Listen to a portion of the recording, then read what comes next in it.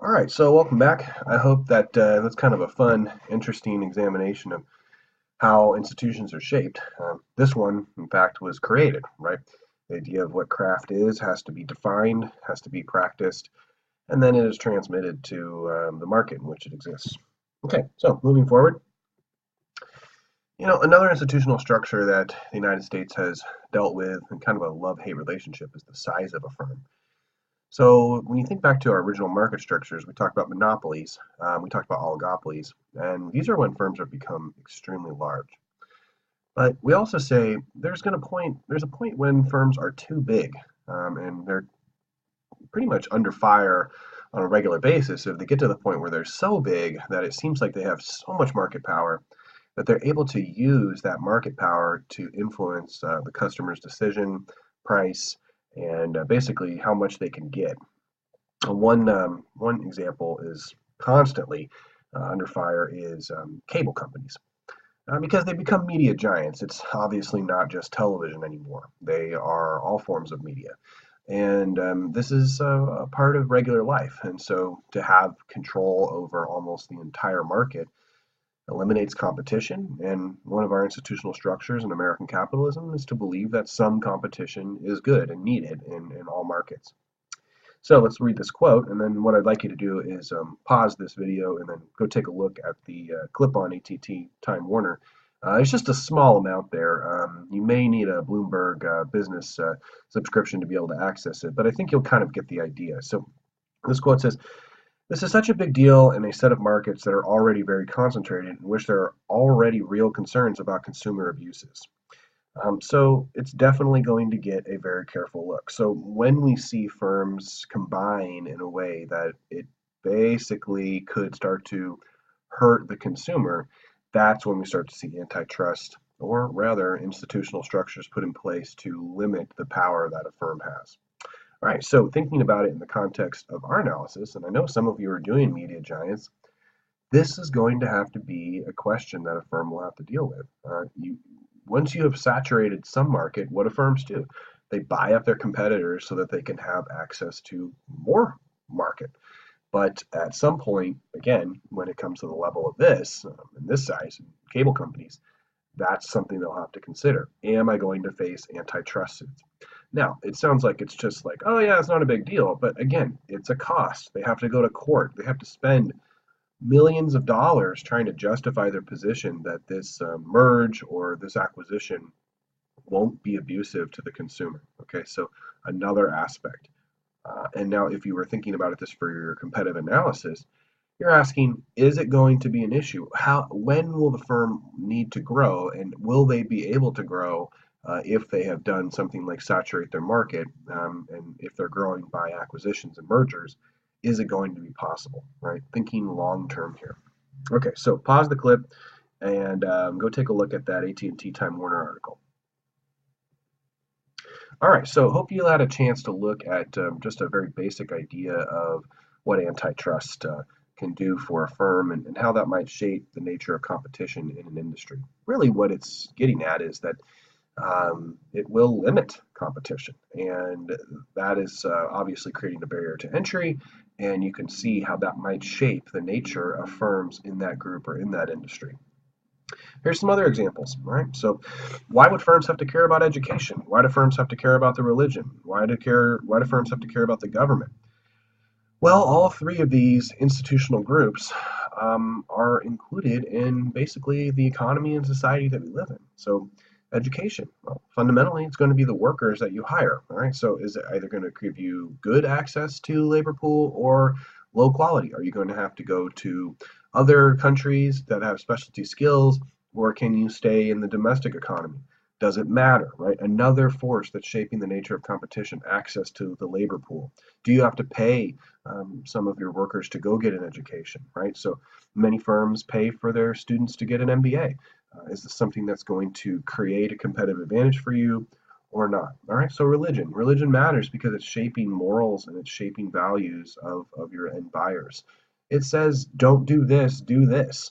Or if you do this, it is bad, right? There's no legal enforcement for religious morals, but definitely it is the case that they're shaping how people think and their perceptions of what is right and wrong.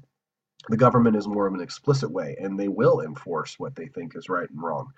So we've kind of gone over that pretty extensively so far. Okay. So other examples of social institutions, right? How you socialize, how we deal with health, how we deal with jobs, knowledge, basically how we deal with control. What is our view on science? What's our economic system?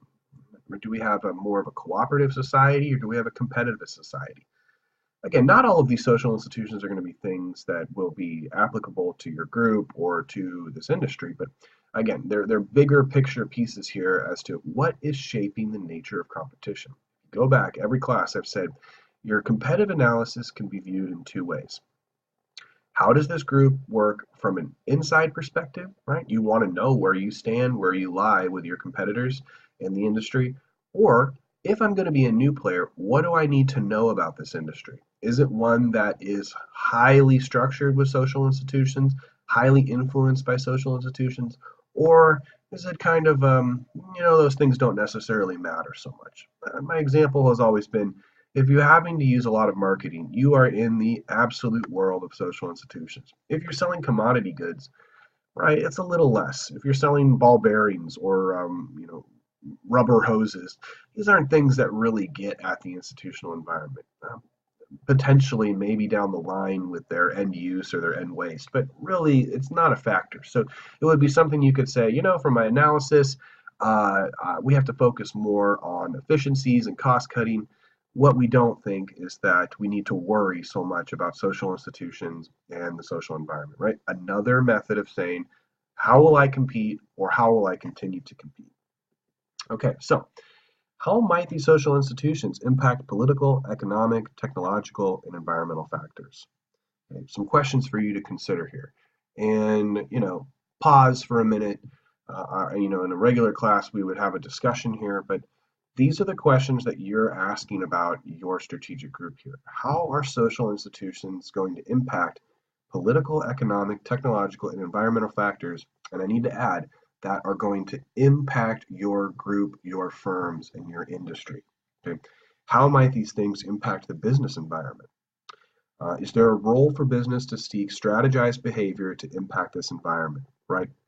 So, in other words, these firms provide goods and services. That's their number one task. But is it something that they're going to have to think about and spend resources on to strategize this environment, right? Do I need to worry about the political sense? Do I need to use lobbyists? Do I need to influence economic decisions, right? Do I have to have ties with how economic policy is faced? Do I need to be an innovator, right? So am I highly technological? Is that something that I'm going to have to think about going forward? Is the environment, right, our ecological system, is this something that I'm going to have to think about going forward, right? These are the questions that are shaping firm decisions and firm strategy. Okay. So if you can recognize these institutions, now what we can say is there might be a way to add value. There might be a way to find some market or profit opportunity to solve these problems. We can go back to our old friend Michael Porter, and he's going to give us an idea that this is the case. So should businesses, beyond their primary role of providing goods and services, seek to do more? Is there potential to access the institutional environment, see problems, and then create a business out of it? In other words, is there a case for privatizing social issues for profit? So we know that some firms do this. I mean, think about early on in the days of Tom's shoes. You buy one pair and it goes to somebody who needs a pair, right? That's kind of changed if you do want to look into that story. There's some weird stuff going on there. But early on, Tom's was setting out to sell their shoes based on the notion that you would be buying another pair of shoes for somebody else, right? So they're seeking to solve a social issue. Some firms that have access to massive resource bases, right? Do they seek to solve issues of hunger, or do they seek issues of clothing and shelter, right? Do they go beyond that primary function, seeking profit, to solve social issues? So pause this clip and take a look at Michael Porter's perspective. It's an interesting perspective. I think that it is slightly provocative. You may agree with it, you may disagree with it, but it is a valuable point of view as we explore the institutional environment as it relates to your strategic group. I think in the easiest way to think about this clip, what you're asking is, could solving social issues or could using the institutional environment create an opportunity to differentiate these firms to give them a position that is going to add more value than their rivals? Okay, so take a look at the clip and then we'll come back. All right, so hopefully what you got from looking at Michael Porter's perspective is that there might be a case for firms to do something beyond their primary goal. And this could also be a way that a firm seeks to differentiate itself through time, right? They're very good at what they've done. They've established their market clientele. They know where they are and they stand in the industry. But you know what? It's time to do something more. How could they do that? Well, all right, kind of diversify a little bit. Do something you're doing now, but then seek to solve another problem using the same methods. Okay, so sometimes again you see like technology companies, while they have their primary audience, maybe a phone company, they also subsidize some of their programs for low-income people, right? It's just another activity, and what does it do? In their eyes, it creates goodwill, and it creates a sense of differentiation compared to their rivals, right? So again, is there forces that are saying firms in this industry or firms in this group, they have to go above and beyond. They can't simply just do their main activity. That again is going to create some force that drives competition or not. It could create a barrier to entry. Not every new firm will want to spend the resources on doing these extra activities just to have some competitive edge. Okay, so now we've looked at the institutional environment. Now we need to focus a little bit more on the macroeconomic environment. I found that in the past, students are actually better at figuring out these institutional characteristics that are shaping competition, but they're a little weaker on focusing on the macro environment. So I'm going to focus on the next few slides on this idea of the macro environment. Okay, again, we went back in the very beginning. I said, think about your principles of macroeconomics class. And this probably may have been a long time ago since you've taken this class. Things you talk about are GDP, unemployment, prices. We have consumer index, we have producer indexes, we have government policy like fiscal and monetary policy. And the question that we're asking now is, what about the macroeconomy will structure the nature of competition in your group and in this industry?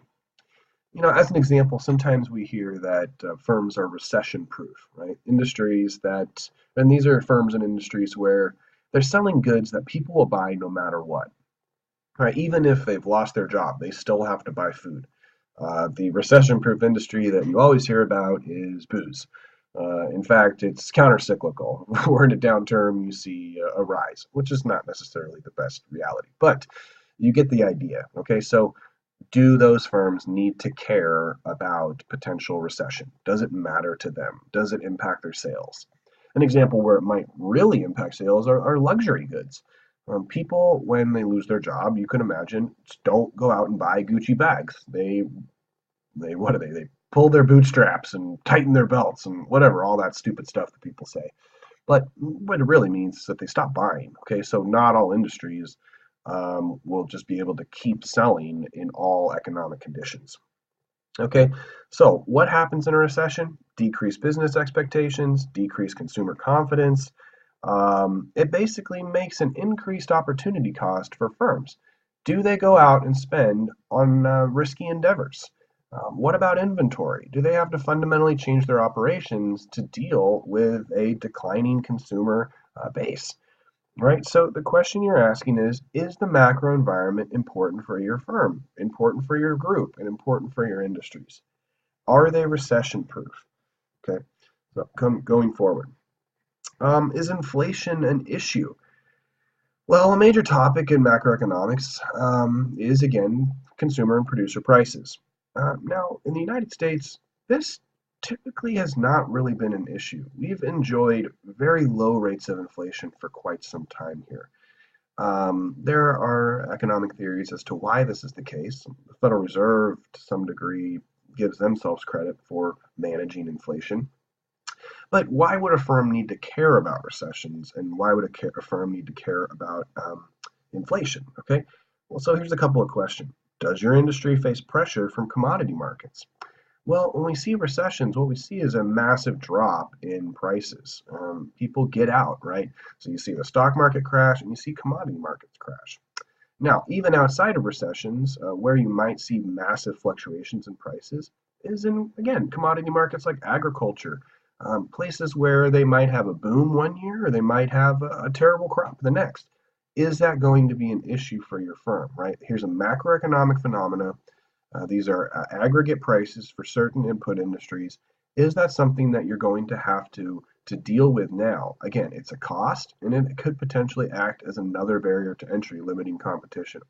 That's why we have futures prices, right? We have firms that lock in the price of a good now so that they make sure they have stability in the future and they don't have to worry about the risk of changing prices.